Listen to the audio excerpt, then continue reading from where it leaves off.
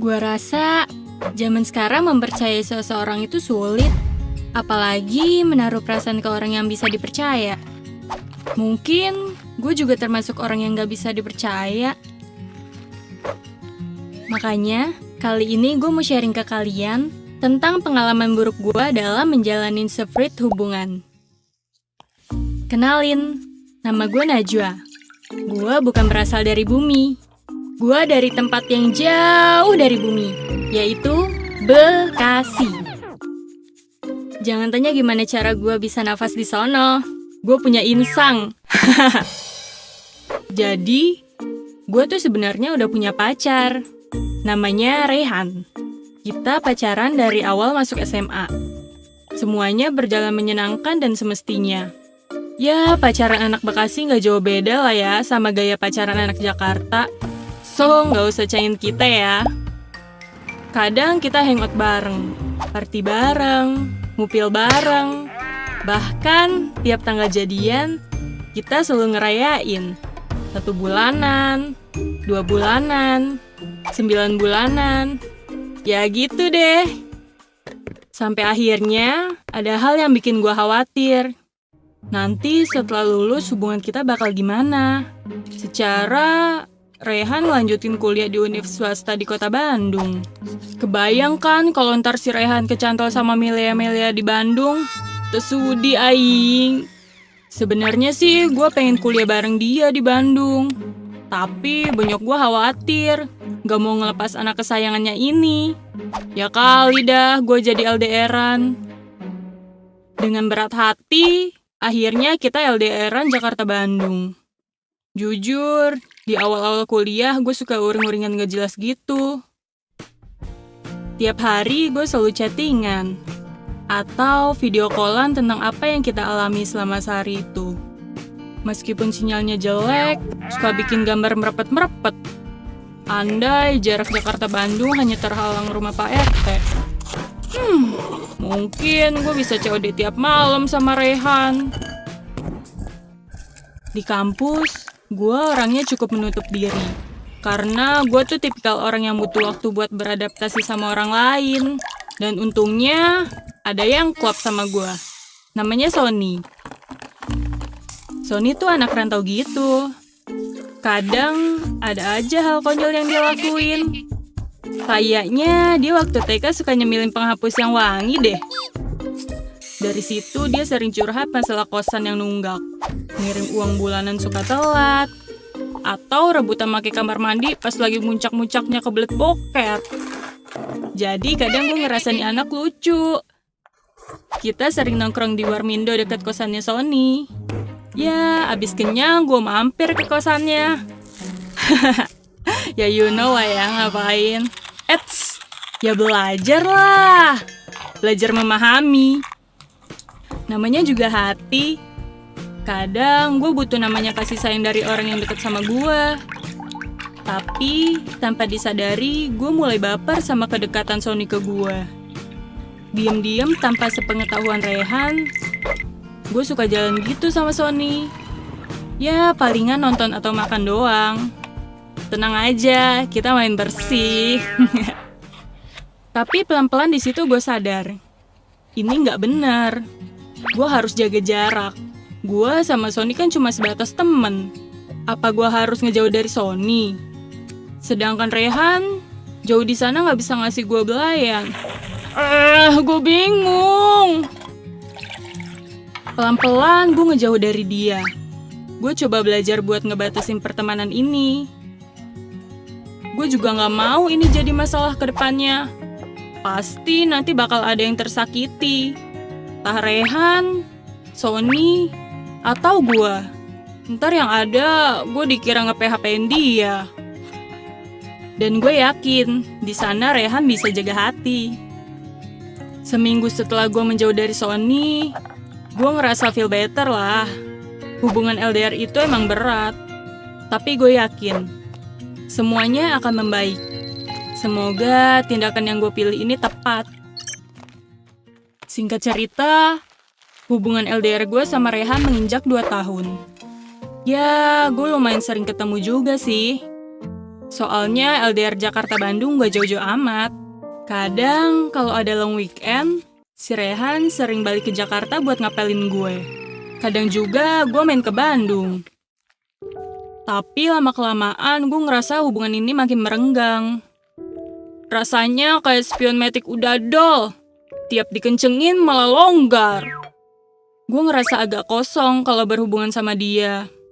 Tapi selama itu, Sony juga masih berusaha deketin gue.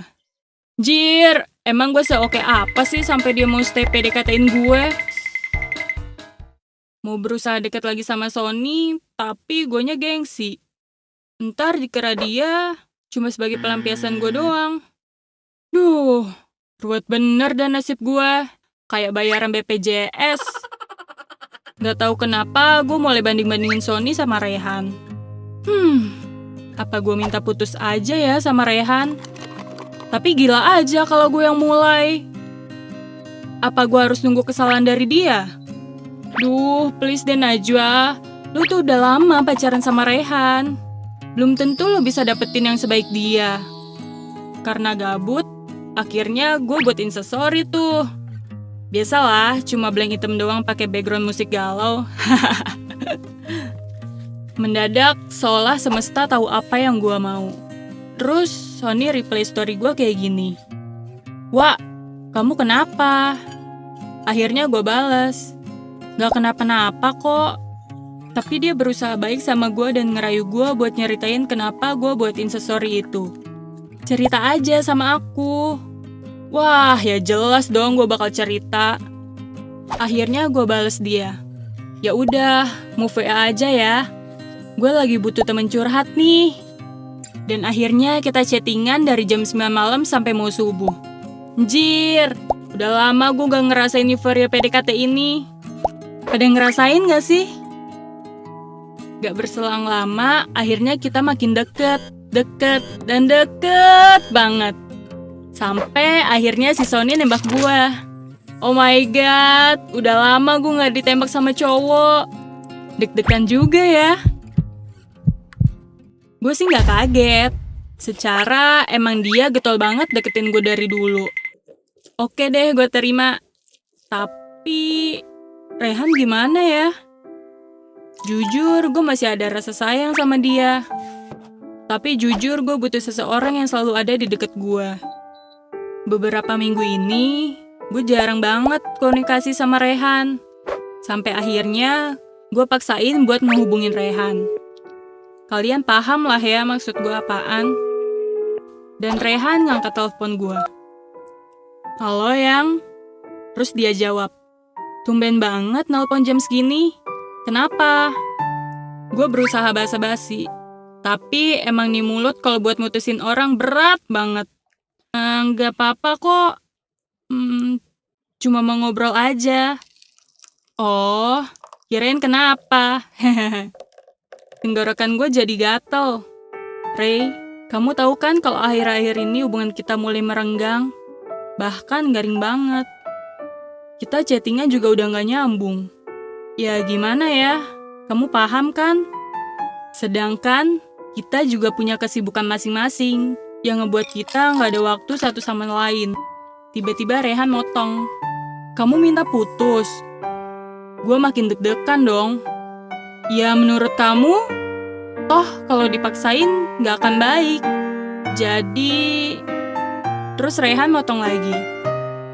Ya udah kalau itu yang kamu mau. Aku nggak akan maksa kok.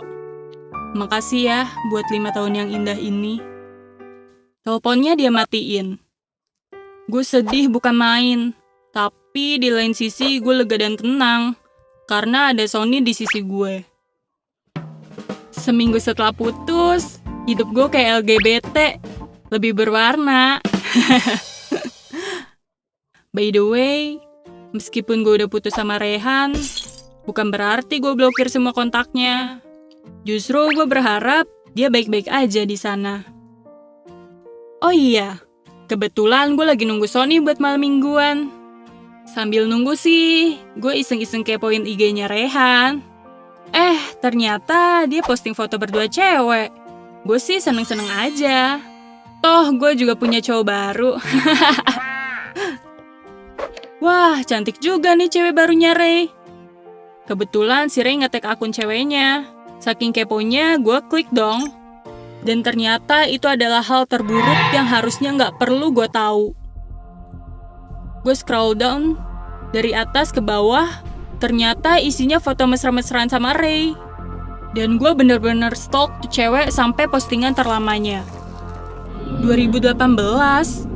Loh kok captionnya mesra sih? Kan waktu itu kita masih pacaran. Asli, gue terpukul. Ternyata dia udah duluan selingkuh ketimbang gue. Dari situ gue ngerasa ada yang aneh. Kok selama ini nggak ketahuan ya sama gue? Tahu gitu dari dulu gue udah sama Sony. Tapi bener kata orang, yang sayang akan selalu kalah dengan orang yang selalu ada. Pesan gue ke kalian, kalau lo udah ngerasa hubungan kalian udah nggak sejalan, mendingan diobrolin dulu baik-baik deh. Cari solusinya, bukan cari gantinya. Daripada lu hianatin pasangan lu sendiri. Terus kalau lo putus sama pasangan lo, usahain baik-baik. Karena dia adalah orang yang pernah lu sayangi dan menghabiskan waktu di bawah putaran matahari.